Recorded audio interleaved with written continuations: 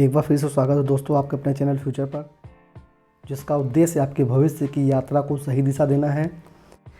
आज हम चर्चा करेंगे महाजनपद काल पर। तो महाजनपद काल का शुरुआत कैसे माना जाता है, तो देखिए महाजनपद काल का मोटा मोटी शुरुआत जो है ईसा पूर्व या BC बिफोर क्राइस्ट 6ठी शताब्दी ईसा पूर्व से माना जाता है। ठीक है, 6th सेंचुरी BC या 6ठी शताब्दी ईसा पूर्व से माना जाता है।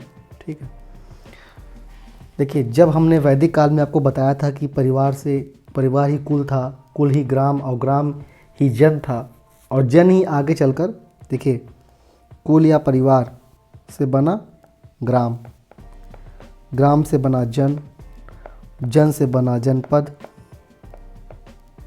और जनपद से बना महाजनपद। मतलब जैसे जैसे इनका क्षेत्र विस्तार होता गया वैसे वैसे इनका नामकरण बदलता रहा, या फिर समझ सकते हैं बड़ा होता गया नाम। ठीक है, अब महाजनपद काल में हुआ क्या कि बौद्ध और जैन ग्रंथों में, बौद्ध ग्रंथ अंगुत्तर निकाय और जैन ग्रंथ भगवती सूत्र में इन 16 महाजनपदों का वर्णन है। तो ये दोनों नाम याद रखिएगा। ठीक है, अंगुत्तर निकाय और भगवती सूत्र, इसमें 16 महाजनपदों का वर्णन है।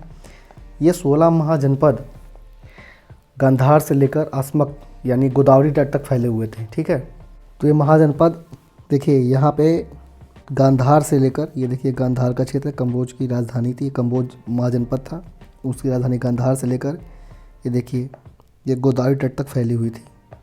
तो ये पूरा इतना एरिया जो है 16 महाजनपद के अंतर्गत आता था। ठीक है, इसमें यहाँ पे लेकिन सबसे ज़्यादा इनका संकेंद्रण जो है गंगा नदी घाटी में था, गंगा नदी घाटी या गंगा नदी बेसिन में था। और महात्मा बुद्ध देखेंगे आप इतने ही दूर में यात्रा करेंगे, ज़्यादातर इसके नीचे जाते नहीं। ठीक, इन्हीं महाजनपदों की यात्रा करते हैं। देख लीजिएगा, सूची भी हम आपको दे देंगे।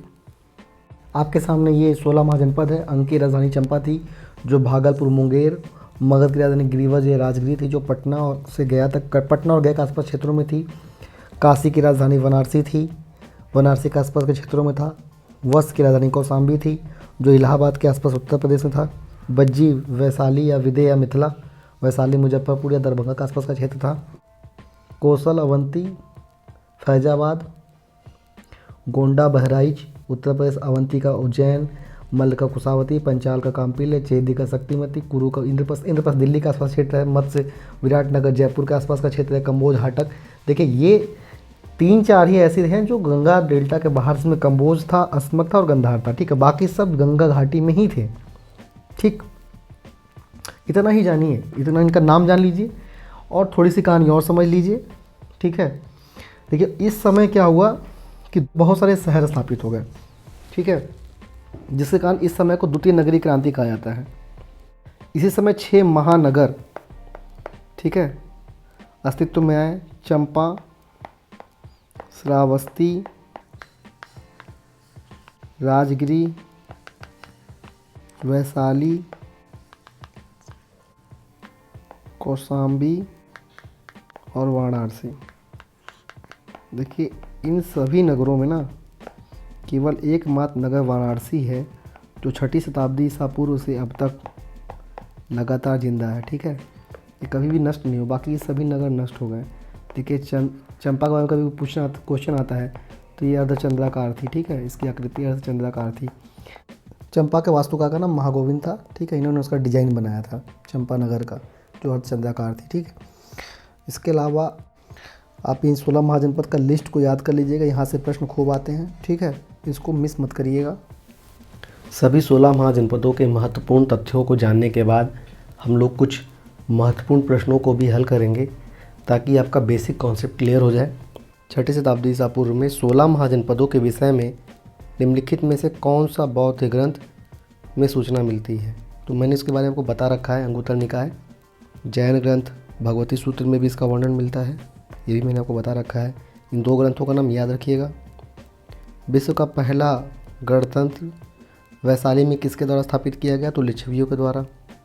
तो अगर कोई विदेशी देश आपको ज्ञान दे कि भाई गणतंत्र या लोकतंत्र कैसे चलाना है, तो उनको बताया कि जिस समय आप लोग के यहाँ सभ्यता विकसित नहीं हुई थी, उस समय हमारे यहाँ गणतंत्र था।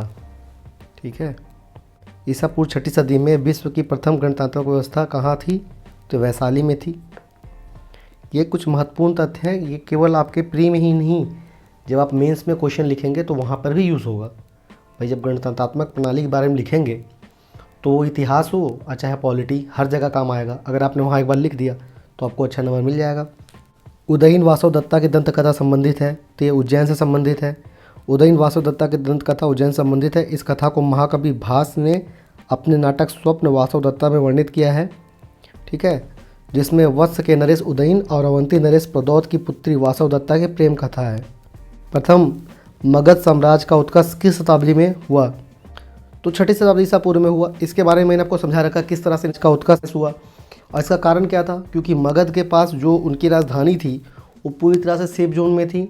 उनके पास लोहे की खान थी, आसपास में जंगल थे, तो लोहे खान से लोहा बना लेते थे, जंगल से लकड़ी ले लेते थे, और उस जंगल में हाथियाँ थीं तो जंगली हाथियों को प्रयोग करते थे युद्ध में। तो उनके पास सारे संसाधन थे जिससे वो शक्तिशाली राज्य बन सकते थे, ठीक है। और उससे भी बड़ी बात थी कि उनके पास योग्य उत्तराधिकारी थे, क्योंकि बिंबिसार और अजातशत्रु जैसे राजाओं ने मगध को उत्कर्ष पर पहुंचाया। तो कई सारी चीज़ों की भूमिका होती है। अगर किसी साम्राज्य का उदय होता है उसमें केवल एक चीज़ की भूमिका नहीं होती, लेकिन सबसे महत्वपूर्ण भूमिका होती है नेतृत्वकर्ता की, ठीक है। निम्नलिखित में से कौन सा ईसा पूर्व 6ठी शताब्दी में प्रारंभ में भारत का सर्वाधिक शक्तिशाली नगर राज्य था? तो मगध था। कारण क्या था मैंने आपको बता दिया है। महाभारत के अनुसार उत्तरी पांचाल की राजधानी स्थित थी अहिछत्र में। उत्तरी पांचाल की राजधानी अहिछत्र थी और दक्षिणी पांचाल की राजधानी कांपिल्य थी। भारत के प्राचीनतम प्राप्त सिक्के थे, चांदी के सिक्के थे, और ये आहत सिक्के थे। आहत माने जिसपे मतलब ठोक ठोक के बनाया जाए, आहत करके बनाया जाए, मतलब पीट पीट के इनको बनाया जाता था। इनमें ऐसा नहीं कि अभी की तरह गलाया जाता था। इसमें चांदी के टुकड़ों को पीट के उस पर डिजाइन बना दिया जाता था, ठीक है। इसलिए देखिए इनको आहत सिक्के या पंचमार्क सिक्के भी कहा जाता है। निम्नलिखित में से कौन सा सही सुमेलित नहीं है? तो कौशल की राजधानी साकेत और श्रावस्ती है, तो ये सही सुमेलित नहीं है, ठीक है। और उत्तरी पांचाल की राजधानी अहिछत्र थी। ये राजाओं को मिलाना है, मतलब कौन किस राज्य से संबंधित है। और ये प्रश्न आता भी, देखिए अजातशत्रु के बारे में मैंने आपको बताया था कि अजातशत्रु मगध के राजा थे, मगध नरेश थे। और अवंती राज्य के बारे में मैंने आपको बताया था कि वहाँ के चंद्रप्रदोत थे या प्रदौत थे। और प्रसेनजीत कौशल नरेश थे। उदयन वत्स के राजा थे। ये तथ्य याद रखिएगा क्योंकि प्रसेनजीत की बहन से अजातशत्रु की शादी हुई थी और इनके मतलब पिता की बहन से अजातशत्रु के पिता यानी बिंबिसार की शादी हुई थी। याद रखिएगा इस बात को। चंद्रप्रदौत अवंती से संबंधित थे। निम्नलिखित साक्ष्य से प्रकट होता है कि नंद राजा का आदेश से एक नहर खोदी गई थी कलिंग में। कलिंग के बारे में जानकारी हमें हाथू गुम्फा अभिलेख से मिलती है, जिसको वहाँ के राजा खारवेल ने खुदवाया था। और नंद राजा महापद्मनंद ने कलिंग विजय सूचित किया है। पाटलिपुत्र के संस्थापक थे उदयन, जो कि अजातशत्रु के पुत्र थे, ठीक है। और अजातशत्रु के वंश को या हर्यक वंश को पितृहंतात्मक वंश भी कहा जाता है। इसमें अजातशत्रु ने अपने पिता बिंबिसार की हत्या कर राजगद्दी हत्याई थी और इसकी भी हत्या इसी कारण हुई, इसीलिए इस वंश को पितृहत्यात्मक वंश कहा जाता है। देखिए पाटलिपुत्र के बारे में मैंने आपको बताया कि ये जलद्रुग की तरह था।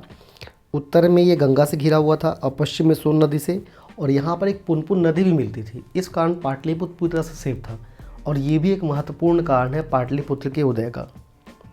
महाभारत के अनुसार उत्तरी पांचाल की राजधानी थी, तो उत्तरी पांचाल की राजधानी अहिछत्र थी। मैंने आपको पहले ही बता रखा है कि उत्तरी पांचाल की राजधानी अहिछत्र थी और दक्षिणी पांचाल की राजधानी कांपिल्य थी। तो आज के लिए बस इतना ही। लाइक करिए, शेयर करिए और सब्सक्राइब करिए और बेल आइकन दबाना ना भूलिए। और ऐसे ही ज्ञानवर्धक वीडियो के लिए हमारे चैनल को जरूर फॉलो करें। धन्यवाद।